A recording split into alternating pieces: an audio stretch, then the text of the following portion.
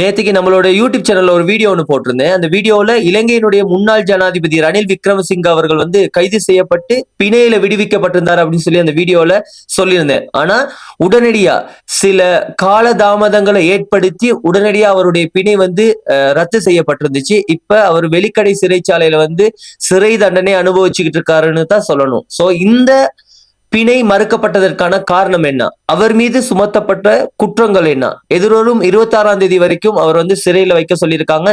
So இதெல்லாம் பத்தி தான் இன்னைக்கு நம்ம இந்த வீடியோல டீட்டெயிலா பார்க்க போறோம். உலக வாழ் தமிழ் சொந்தங்களுக்கு வணக்கம். யூடியூப் தளத்தினூடாக நான் உங்கள் ஜனா.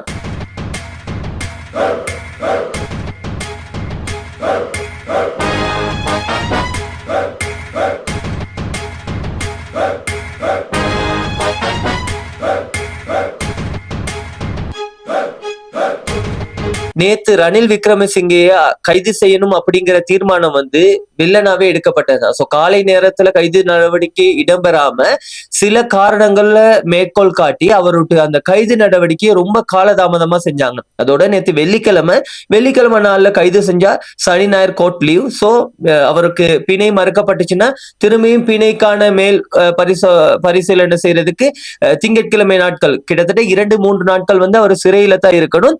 சோ திங்கட்கிழமை நாட்கள்ல தான் அவருக்கான பிணை வந்து மேற்கோள் காட்டி பெறலாம் அப்படிங்கிறத ஒரு நோக்கமா கொண்டு கூட இந்த கைது நடவடிக்கை இடம்பெற்றிருக்கலாம் அப்படின்னு சொல்லி பரவலா பேசப்படுது.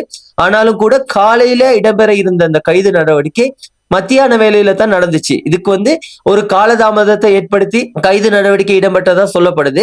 அதோட இவருடைய கைது நடவடிக்கை இடம்பெறும்னு சொல்லி சுதா அப்படின்னு சொல்றப்படுற சுதா கிரியேஷன் யூடியூபர் வந்து நேற்றைய தினம் காலையில ஒரு வீடியோ ஒன்று போட்டிருந்தாரு. இன்னைக்கு முன்னாள் ஜனாதிபதி ரணில் விக்ரமசிங்க நிச்சயமா கைது செய்யப்படுவார், அவர் கைது செய்யப்படலைன்னா இந்த யூடியூப் சேனலே நான் செய்ய மாட்டேன், இந்த யூடியூப்பை விட்டு நான் போயிருவேன் அப்படிங்கிற மாதிரியான ஒரு பதிவையும் பதிவிட்டிருந்தாரு.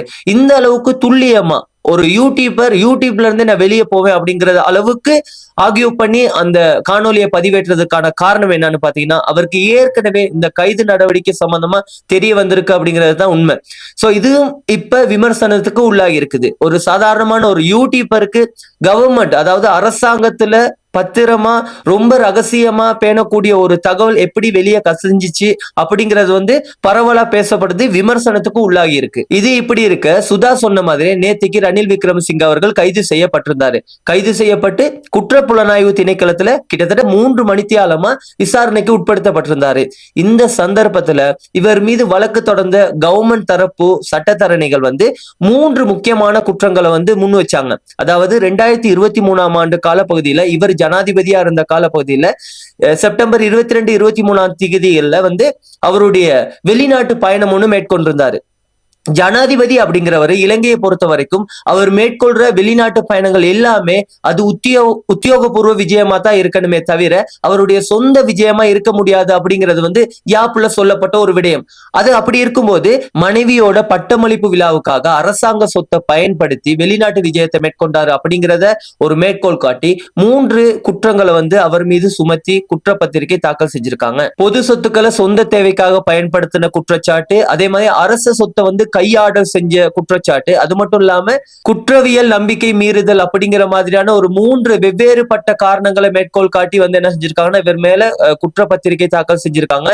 இதுக்கு குறைஞ்சது அவருக்கு 1 வருடத்திலிருந்து கிட்டத்தட்ட 20-25 வருடங்கள் வரைக்கும் சிறை தண்டனை கிடைக்கக்கூடிய வாய்ப்புகள் இருக்குது. இந்த குற்றங்கள் நிரூபிக்கப்பட்டால் மாத்திரமே இவருக்கான இந்த தண்டனைகள் வழங்கப்படும்.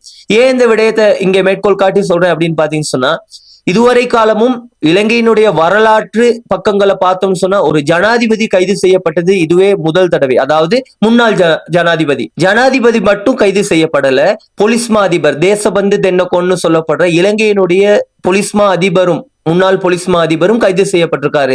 ஒரு இலங்கையினுடைய முன்னாள் ஜனாதிபதி கைது செய்யப்பட்ட வரலாறு பக்கம் வந்து இது முதல் தடவையா இருந்துச்சுன்னு சொன்னா இனி வரும் காலங்கள்ல இது தொடரும் அப்படிங்கிறது வந்து ஒரு ஆரம்பமா இருக்கும் அப்படிங்கிறதும் இந்த விடயத்துல இருந்து நமக்கு தெரிய வருது. இலங்கையினுடைய மிக உயர்ந்த பதவிகளை வகிச்ச, அதாவது முன்னாள் ஜனாதிபதியா இருக்கட்டும் பொலிஸ்மா அதிபரா இருக்கட்டும், இவங்களையே மிகவும் இலகுவா துல்லியமா கைது செய்யக்கூடிய ஒரு நடைமுறை வந்து இந்த அரசாங்கத்துல சர்வ சர்வசாதாரணமா நடந்துகிட்டு இருக்குது.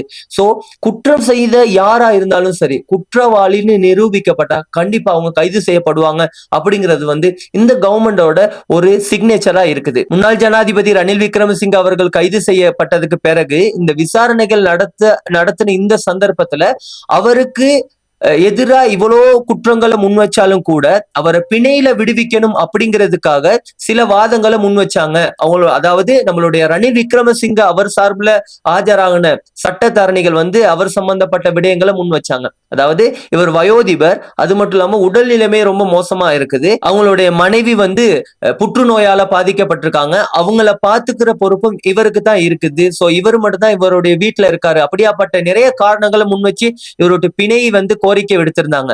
ஆனா இந்த பிணைய கோரும் போது அங்க வந்து மின்சாரம் தடைப்பட்டிருக்குது. இவங்க முன்வைப்பெல்லாம் செஞ்சதுக்கு பிறகு இந்த மின்சாரம் தடைப்பட்டிருக்குது. ஆனா இந்த மின்சாரம் தடைப்பட்டது வந்து ஒரு திட்டமிட்ட சதியா இருக்கும்னு சொல்லிட்டு பரவலா பேசப்படுது. உடனே அங்க கோட்டையில இருக்கக்கூடிய இலங்கை மின்சார சபை ஊழியர்களுக்கு வந்து இந்த தகவல் தெரிவிக்கப்பட்ட உடனே 1 மணித்தியாலத்துக்குள்ள அந்த மின்சாரம் வந்து தடங்கள் வந்து சரி செய்யப்பட்டிருக்குது. அந்த சரி செய்யப்பட்ட அந்த குறிப்பிட்ட நேரத்துக்கு இடையில இவருக்கான பிணை மறுக்கிறதுக்கான சகல ஏற்பாடுகளும் செய்யப்பட்டு பிணை மறுக்கப்பட்டு வெலிக்கடை சிறைச்சாலையில் வந்து சிறை வைக்கப்பட்டார். நேற்று கிட்டத்தட்ட நைட்டுக்கு ஒரு 8:30 மணி அளவுல வெலிக்கடை சிறைச்சாலைக்கு அவரை கூட்டிட்டு போயிருக்காங்க. ஆரம்பத்திலே அவர் வெலிக்கடை சிறைச்சாலை உள்ளுக்கு போகும்போதே தன்னோட உடல் நிலைமை வந்து மோசமா இருக்கதா சொன்ன உடனே அங்க இருக்கக்கூடிய வெலிக்கடை சிறைச்சாலை உள்ளுக்கு இருக்கக்கூடிய ஹாஸ்பிட்டல்ல உள்ள 2 டாக்டர்ஸ் வந்து அவரை பரிசோதனை செஞ்சிருக்காங்க. அந்த பரிசோதனையில அவருக்கு ஹை சுகரும் ஹை பிளட் பிரஷரும் இருக்கிறது தெரிய வந்திருக்குது. அதனால அவரை கொண்டு போயிட்டு என்ன செஞ்சுட்டாங்கன்னா அங்க இருக்கக்கூடிய ஹாஸ்பிட்டல்ல வந்து அட்மிட் பண்ணிட்டாங்க. அதாவது வெலிக்கடை சிறைச்சாலை உள்ளுக்கு இருக்கக்கூடிய ஹாஸ்பிட்டல்ல அட்மிட் பண்ணிட்டாங்க. ஒரு நல்ல சொகுசா பிறவியிலே ஒரு பணக்காரரா வாழ்ந்த ரணில் விக்ரமசிங்க கொழும்பு குற்றவியல் புலனாய்வு திணைக்களத்துல இருந்து வெலிக்கடை சிறைச்சாலை வரைக்கும் அவர் வந்து அந்த பஸ்ல பயணம் செஞ்சும் போது அவருடைய மனநிலைமை எப்படி இருந்திருக்கும்? ஒரு பஸ்ன்னு சொல்றது வந்து சாதாரண பொதுமக்கள் பயன்படுத்துறது. அவர் முன்னாள் ஜனாதிபதி, அதோட பிறவியிலே செல்வந்தரும் கூட. இது அவருக்கு ஒரு முதல் அடியா இருந்திருக்கும். அது மட்டும் இல்லாம அவர் சிறைச்சாலைக்கு போனது, சிறைச்சாலை போயிட்டு சிறைச்சாலையில இருக்கக்கூடிய சிறை கைதிகளுக்கு எந்த விதமான உபகரணங்களும் வழங்கப்படாது, ஒரு தலையினை மட்டும்தான் கொடுப்பாங்க. சோ சிமிந்தியில படுக்கக்கூடிய ஒரு நிர்பந்தம் வந்து ஏற்பட்டிருக்கும். இதை தவிர்க்கிறதுக்காக அவருடைய உடல் நிலைமையை மேற்கோள் காட்டி ஹாஸ்பிட்டல்ல இருக்கக்கூடிய பெட்ல படுக்கிறதுக்காக கூட அவர் அந்த விடயத்தை வந்து சொல்லியிருக்கலாம், தன்னுடைய உடல் நிலைமை வந்து மோசமா இருக்குது அப்படின்னு சொல்லிட்டு. எது எப்படியா இருந்தாலும் இப்ப முன்னாள் ஜனாதிபதி ரணில் விக்ரமசிங்க அவர்கள் சிறைச்சாலையில இருக்காரு அப்படிங்கிறது தான் உண்மை. அவர் மேல சுமத்தப்பட்ட இந்த குற்றச்சாட்டு அந்த வெளிநாட்டு பயணத்துக்காக கிட்டத்தட்ட 16.9 மில்லியன் இலங்கை ரூபாவை அரசாங்க நிதியை மோசடி செஞ்சாரு அப்படின்னு தான். அதே நேரத்துல அவரோட கிட்டத்தட்ட 10 மினிஸ்டர்ஸ் மாரும் அவரோட போயிருக்காங்க. அவங்களும் அரசாங்க வேலை நேரத்தை மிஸ்யூஸ் பண்ணி தான் அந்த இடத்துக்கு போயிருக்காங்க. சோ அவங்களுக்கும் சட்ட நடவடிக்கை எடுக்கப்படும். அது மட்டும் இல்லாம நம்மளுடைய முன்னாள் ஜனாதிபதி கோத்தபாய ராஜபக்ச, மஹிந்த ராஜபக்ச இவங்களும் தன்னுடைய சேவை காலத்துல, தன்னுடைய ஆட்சி காலத்துல வந்து நிறைய பொது சொத்துக்களை சேதப்படுத்தி இருக்காங்க. அதே மாதிரி நிறைய பொது சொத்துக்களை வந்து வீணாக்கி இருக்காங்க அப்படின்னு சொல்லி பல குற்றச்சாட்டுகள் இருக்குது. அதோட பாதை அபிவிருத்தி, துறைமுக அபிவிருத்தி, விமான நிலைய அபிவிருத்தின்னு சொல்லிட்டு எக்கச்சக்கமான அபிவிருத்திக்காக வெளிநாடுகள் வந்து பல்வேறு உதவிகள் எடுத்தாங்க. ஆனா அதற்கான முறையான கணக்கு வழக்குகள் சமர்ப்பிக்கப்படலன்னு பல குற்றச்சாட்டுகள் இருந்துச்சு. சோ இந்த கவர்மெண்ட் வந்து அதெல்லாம் மேற்கோள் காட்டி அதை திரும்ப மீள பரிசீலனை செஞ்சு அவங்க மேலேயும் சட்ட நடவடிக்கை எடுப்பாங்க.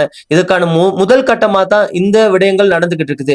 சட்ட நடவடிக்கை எடுத்து அவங்களுக்கு சிறை தண்டனை கொடுக்கிறது மாத்திரம் போதாது. இதை தாண்டி பொதுமக்களுடைய வரி பணம் எங்கெங்கெல்லாம் முடக்கப்பட்டிருக்குதோ அதெல்லாம் மீள எடுத்து அரசாங்க கஜானா நிரப்பப்பட்டு அதன் மூலமா மக்களுடைய நலனுக்காக அது செலவிடப்படணும் அப்படிங்கிறது எல்லாருடைய வேண்டுகோளாகவும் இருக்குது. நம்மளுடைய முன்னாள் ஜனாதிபதி ரணில் விக்ரமசிங்க கைது செய்யப்பட்டது தொடர்பாகவும், அதே மாதிரி நம்மளுடைய இப்ப இருக்க கவர்மெண்டோடைய நடைமுறைகள் சம்பந்தமாகவும், அவங்க எடுக்கிற தீர்மானங்களா இருக்கட்டும், முன்னெடுக்கிற சட்ட நடவடிக்கையா இருக்கட்டும், இது தொடர்பாகவும் உங்களுடைய கருத்துக்களை மறந்துடாம கீழே கமெண்ட் பாக்ஸ்ல கமெண்ட் பண்ணுங்க.